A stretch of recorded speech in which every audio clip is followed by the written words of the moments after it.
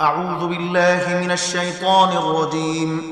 پناه وړم الله تعالی شړل شوي شیطان څخه. بسم الله الرحمن الرحيم.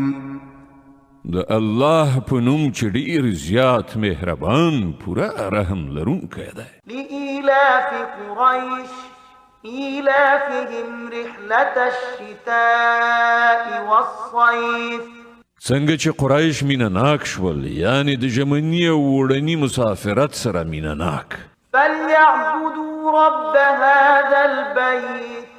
نو هغو ته ښایي چې د دې کور د پروردګار عبادت وکړي الذي أطعمهم من جوع وآمنهم من خوف. چې هغوی له لوږې وژغورل، خواړه یې ورکړل، او له ویرې وژغورل، امنیت یې ور په برخه کړ. صدق الله العظيم.